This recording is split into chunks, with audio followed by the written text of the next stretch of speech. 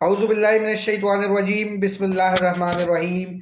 City news 021 के तमाम viewers को अस्सलाम वालेकुम वरहमतुल्लाहि वबरकातुहू। उम्मीद है कि आप तमाम दोस्त खैरियत से होंगे, खुश होंगे और महफूज होंगे। आज 8 फरवरी 2024 आम इंतखाबात का दिन है। इस वक्त तकरीबन 4:10 हो चुके हैं और वोटिंग का अमल ख़त्म होने में कुछ 50 मिनट बाकी हैं। शहर भर में, बल्कि मुल्क भर में कहूँगा, मोबाइल सर्विसेज बंद होने की वजह से कम्युनिकेशन का निज़ाम पूरी तरीके से दरम बरम हुआ है। हमारी पूरी कोशिश रही थी कि हम लोग वक्तन फ़वक्तन आपको वीडियो लॉग्स की सूरत में आगाह करते रहें, लेकिन अनफॉर्चुनेटली बदकिस्मती से मोबाइल फ़ोन सर्विसेज बंद होने की वजह से हम आउटडोर कवरेज नहीं कर पा रहे थे वीडियोस की। इसलिए हम लोग कोशिश सिटी न्यूज़ 021 के प्लेटफॉर्म पे कोशिश यही कर रहे थे कि आप तमाम दोस्तों को इलेक्शन की सूरत हाल से बाखबर रखने के लिए अपनी व्हाट्सएप और टेक्स्ट सर्विसेज और ट्विटर अकाउंट्स और फेसबुक पेजेस को यूज़ किया जाए। तो इस वजह से ये वीडियो लॉग्स का सिलसिला कम हो गया।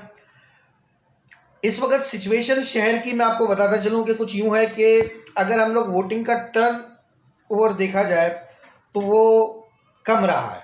बहुत कम ऐसे हलके थे शहर के जहां पर कोई बहुत ज़्यादा लाइनें लगा के लोगों ने वोट दिया हो। बहुत कम ऐसे पोलिंग स्टेशन नज़र आए। अगर मैं बात करूं डिस्ट्रिक्ट साउथ की, तो डिस्ट्रिक्ट साउथ में वोटिंग का रेशो कम था। पीपल्स पार्टी के कैंप्स पे कुछ लोग मौजूद थे, एमक्यूएम पाकिस्तान के कैंप्स पे कुछ लोग मौजूद थे। ज़्यादा रश जो है डिस्ट्रिक्ट साउथ के अंदर वो पकड़ा है टीएलपी ने, और पीटीआई ने भी अपने कैंप्स पे काफ़ी लोगों को इकट्ठा किया। कैंप्स एक लोगों का मिजाज बता देते हैं कैंप्स की सिचुएशन, लेकिन कैंप्स के अंदर कैंप्स का रश आपको इलेक्शन का हतमी नतीजा नहीं बताता। कैंप्स में एक मिजाज पता चल जाता है कि कौन किसके कैंप में जा रहा है, तो एक आइडिया हो जाता है, लेकिन हतमी नतीजा काउंटिंग के बाद पता चलता है। हम बारहा ये कह रहे थे, लोगों से रिक्वेस्ट कर रहे थे कि प्लीज़ आज के दिन को छुट्टी का दिन, आम छुट्टी का दिन ना समझें, घरों से निकलें, वोट दें। लेकिन वोट का तनासुब वैसा नहीं रहा जैसा रहना चाहिए था। ऑल ओवर अगर मैं देखा जाए, मैं बात करूं तो डिस्ट्रिक्ट साउथ के अंदर पीटीआई का रेशो थोड़ा अच्छा रहा। टीएलपी पे लोगों ने काफ़ी वो किया। एमक्यूएम पाकिस्तान के कारकुन मुतहर्रिक नज़र आए, उनके पास भी रश था।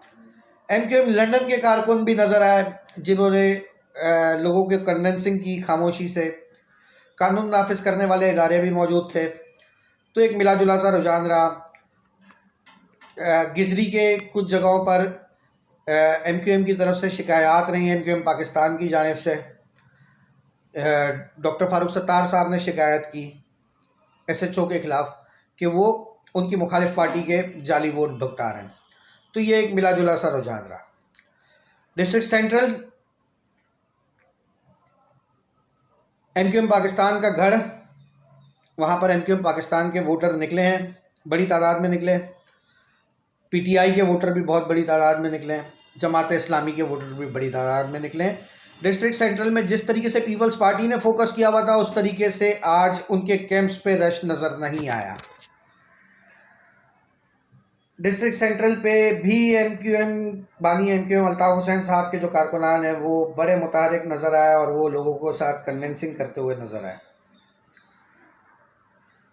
ईस्ट की अगर मैं बात करूं डिस्ट्रिक्ट की, तो डिस्ट्रिक्ट ईस्ट में बानी एमक्यूएम का जोर थोड़ा सा कम रहा।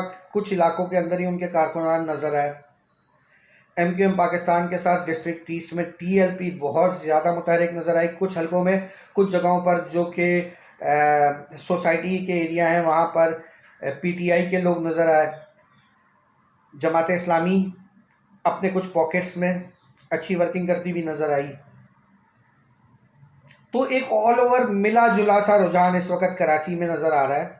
जिस तरीके से इलेक्शन से पहले तक एक चीज़ नज़र आ रही थी कि पीपल्स पार्टी के लिए एक फ़ज़ा बनी हुई नज़र आ रही थी, वैसा ग्राउंड रियलिटी में कम है। क्योंकि जो रिवायती हलके पीपल्स पार्टी के हैं, जैसे लियारी है, मलीर है, दूसरे जो रिवायती हलके हैं, वहाँ तो ठीक है पीपल्स पार्टी का जोर नज़र आ रहा है, लेकिन जो वो रिवायती, जो उनके गैर रिवायती हल्के थे जिन पे इस दफ़ा उन्होंने टारगेट किया हुआ था और बातें कर रहे थे कि 12-13 सीटें कराची की हम ले जाएंगे, तो वैसा सिचुएशन कराची की सड़कों पर वोटर्स से मिलने के बाद और पोलिंग स्टेशंस देखने के बाद, हल्के देखने के बाद नज़र नहीं आ रही। हाँ, जो उनके रिवायती 4-5 हल्के हैं वहाँ पर उनकी, मैं उस बारे में बात नहीं करूँगा, वहाँ पे उनकी सिचुएशन, उनकी पोजीशन मजबूत है।